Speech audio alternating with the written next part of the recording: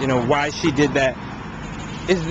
And I don't know, maybe Dr. Lilios, you could speak to this as well, but is there documentation stating exactly when she was born?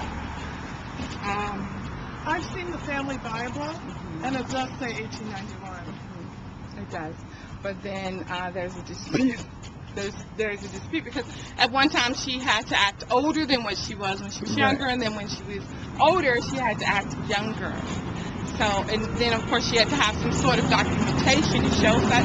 So we might have had slight forgery going on to support what age she was trying to be at the time. Right. So, and then it is kind of funny because she is a woman in the sense of a woman. We're like, that's my age and you'll take what I give you. So we don't push it too much. But birth certificates, we don't have a birth certificate. No. Well, we have census figures. I mean, census records and the family Bible. So Right. those are the two. In the sense, yeah. In the sense of having a actual birth certificate. Okay.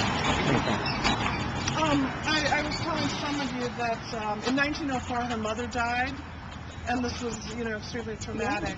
And we call the next decade of her life kind of the lost decade because there are very few records, and we don't know where she was and all of that. We do know through oral history that she had lived with various family members During that time. Yeah, and her brother had been married, and she lived with him and his family and took care of his children. So it's really it's all about who you ask. And then some have pictures. Some people have pictures of her in care of her nieces and nephews. So you have to kind of go on the oral history of what, happened.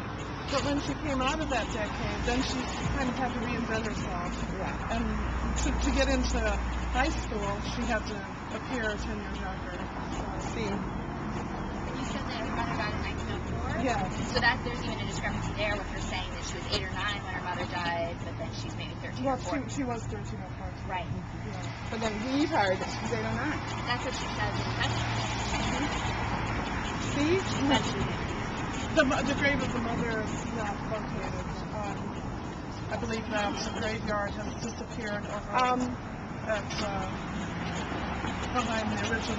Right. It's now cased in, so there's no growth in that graveyard.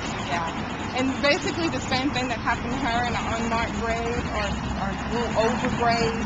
And unless they had an idea of the area, and you're talking about maybe 12 graves to locate her. Same thing with her mother. So it's not marked. Her mom's grave would not be marked. It could be, but kind of overgrown, or maybe it was knocked down. You never know. But as of now, no. They have an idea of the area, possibly. Yeah, it's a sad thing, but that's the kind of thing that happened. Okay, so we're going to go to the oldest house. Look at NY in front of the. Okay, let's do this really quick. St. Lawrence. This is the house. This was the church. Inside, you're going to see a representation of it being a church, a boarding house, a juke joint, and also the first-time library, where everyone bought their books. Some people were in possession of 1 or 2 books. They also learned, they had classes there where they could learn to read. So everyone bought them there. And you'll see a representation by a gentleman by the name of, Rick Lowe out of Texas. And he's got a little intro there as well. Please be careful. It's just go around kind of wide. Now, was it all of those things simultaneously, or? Over the years. Okay. I'm thinking juke joint and church at the same time? No. And then we have the Morris house, the Mosley house here. That is maintained by the Zetas. Dora was a Zeta. She was a Zeta.